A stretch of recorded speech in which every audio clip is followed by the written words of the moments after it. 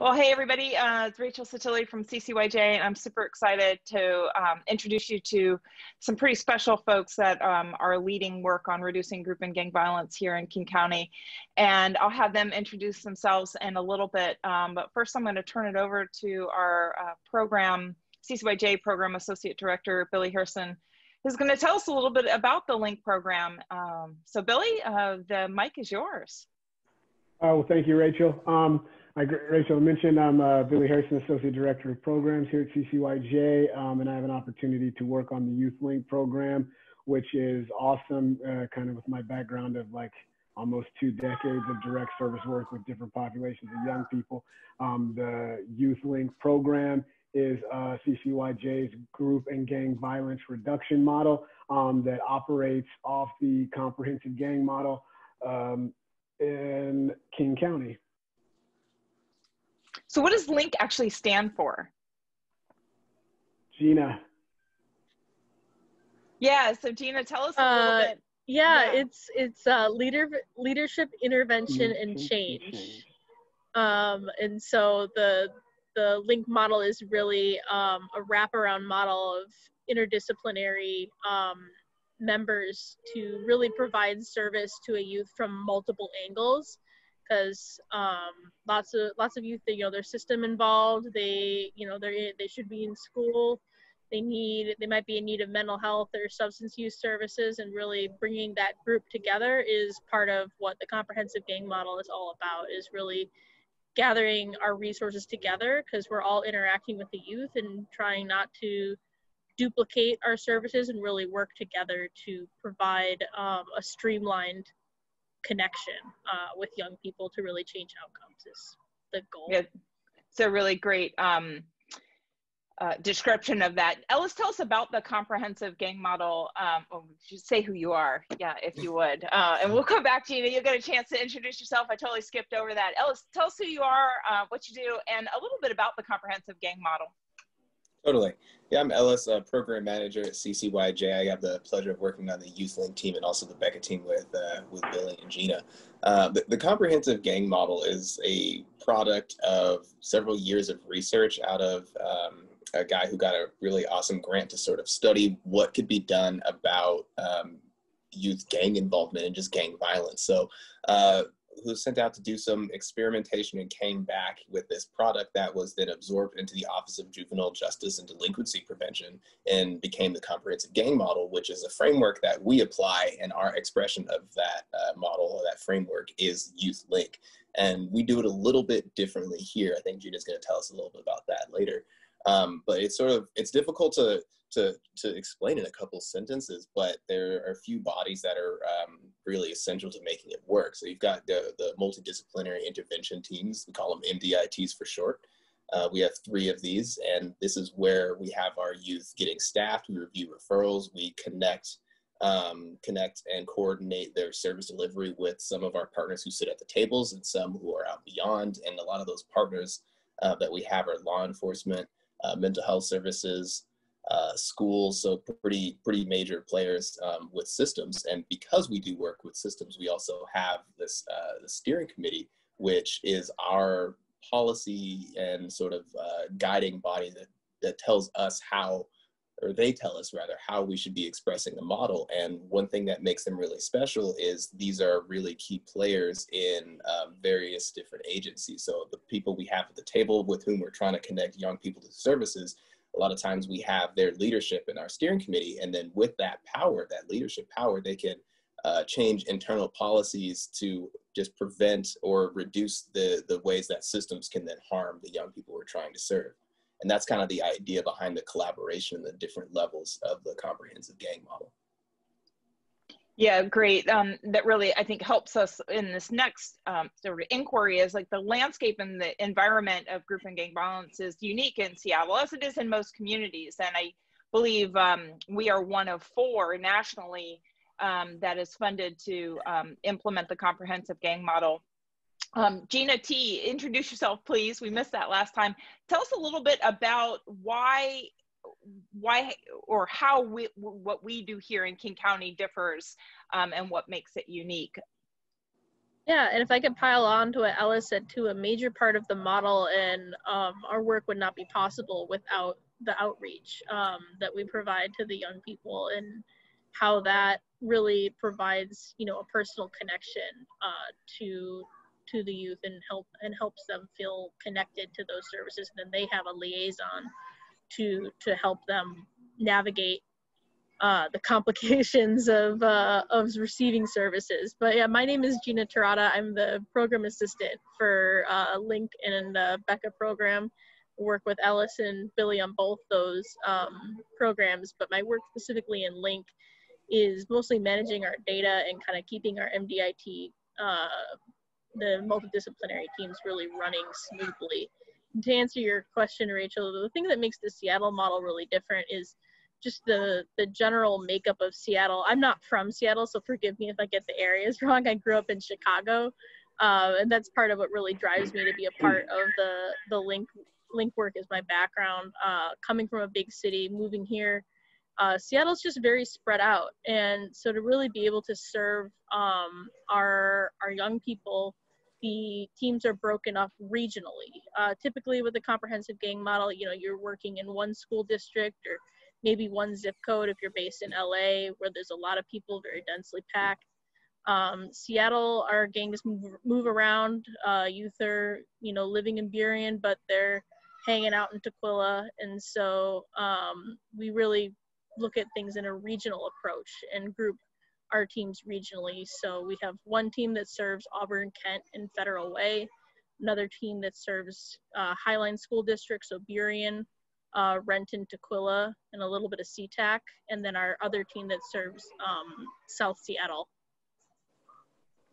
And can I just, to top that off, the teams are built regionally because of how we talk about the street outreach and the services providers at the table based on where the young people predominantly reside, not necessarily where they are active in their group or gang involvement, because our gang population is very transient. But we have outreach workers that are from those neighborhoods and from those areas, and they partner with lived experience personnel. So it's very very collective.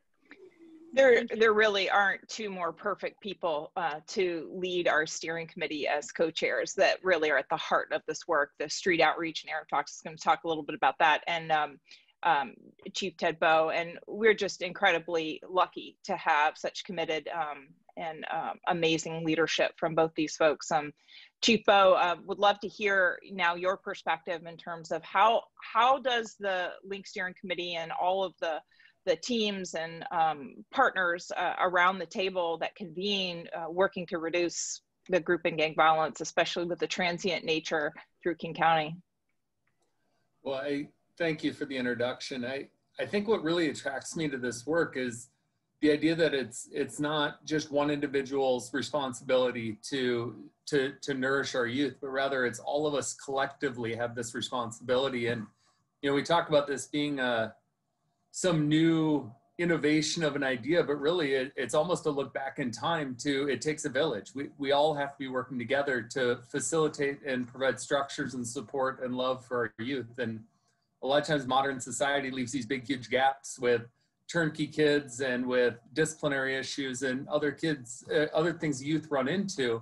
And this program really helps to give structure to all of us working together. So it's pretty rare that you find police officers sitting in the same room as all the other partners in this program, openly having a dialogue about what's in the best interest for this kid and how can we help this kid get to a better place. And you know, a lot of these young men and women are amazing people who have stubbed their toe and they need that help. And this seems to be the best way to look backward a little bit in time to see what works and move forward with a plan that implements that. So that's what attracts me to the work. It doesn't put it on anybody's shoulders, but rather puts all of us accountable to each other on the program. So, yeah, it's really great and really exemplifies that the leadership that's necessary to actually make the changes or the shifts in how that collaborative work happens are at the table and can make those decisions right there and then. And you speak really at the heart of it, right? The heart of the work and the collaborative work is what happens with the kids. And Aaron, please introduce yourself, say a little bit about yourself, and if you would, share a little bit about COVID how the pandemic has impacted your ability to do this important connections and building relationships with kids. What do you see happening out there? How are they being impacted? And how is the steering committee responding? Yeah, thanks, Rachel. So yes, I'm Aaron Fox. I'm the Senior Director of Young Adult Services for the YMCA of Greater Seattle's Social Impact Center. We are the service provider at the table with our Alive and Free program, which is works with group and gang involved young people. You know, COVID has done some good things for the steering committee. I think it's brought us together, and I think it's we've been working better, and we've identified some ways to be able to be better in the future. And so that's, you know, one positive that's come out of this. But quite frankly, with everybody sheltering in place or working from home, it has dramatically reduced the amount of access that we've been able to have with the young people, the touch points. And that's the biggest thing. So when we talk about this, the steering committee and the collaborations of all the folks that are represented, from school districts to police officers to community providers to cities, you know, cities are shut down, so there's not access, or sites are shut down, so there's not access. And that has dramatically impacted what my team has been able to do with the Alive and Free team of outreach workers.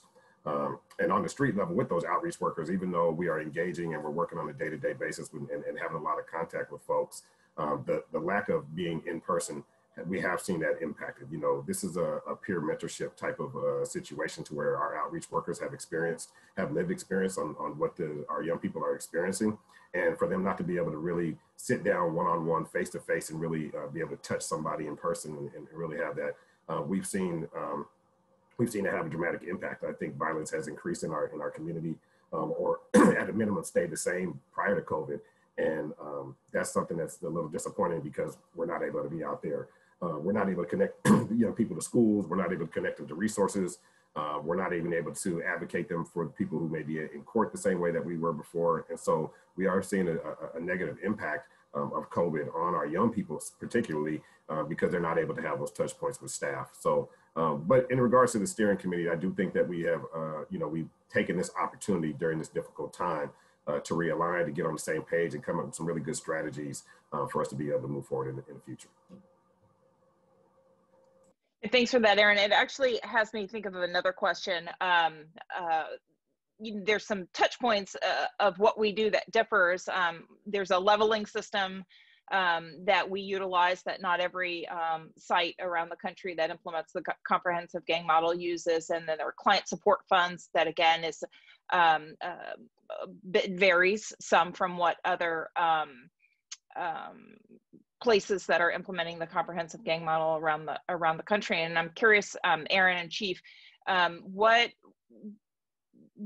do you see the leveling system or the client support funds that, like, how does that actually make a difference, and how are those funds utilized? We see it on the administrative side, and oftentimes it's in times of real crisis.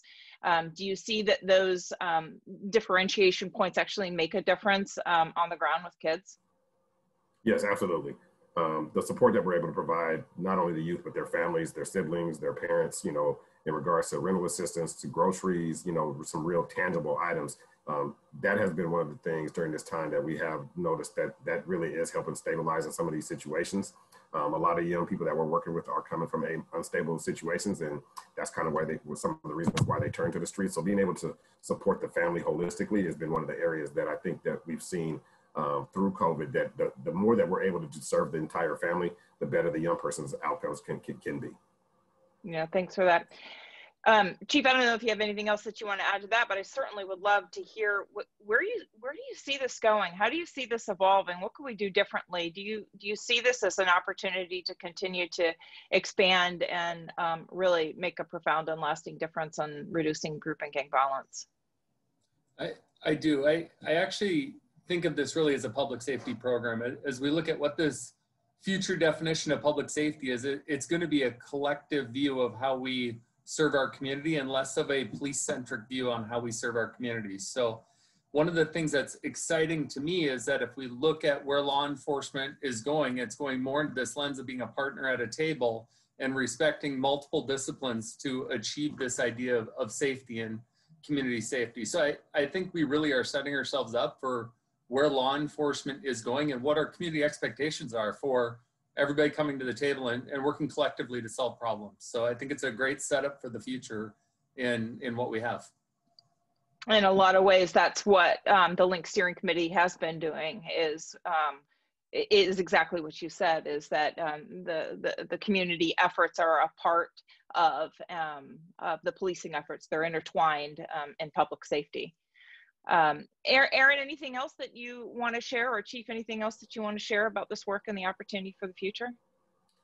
Yeah, I think this is it's kind of what Chief said. I think this is the future of this work. I think it's really involved when it takes a village, as Chief spoke earlier, and that village is all of us here on this call. It's the folks on the steering committee. I may be biased, but I do think that this is the right way to approach this work, the collective thing, and especially for our area. You know, King County is a very unique thing. Gina stated it in regards to how large we are. Seattle's very big, but if you think about all of King County and all of who we're serving, and the types of transient young people that we see go from community to community, I do very much feel that this is the right approach to the work, and we just need to continue to do it. That's great, really well said. Thank you. Thank you both for your service and your contribution and your just amazing commitment to serving our communities and our kids.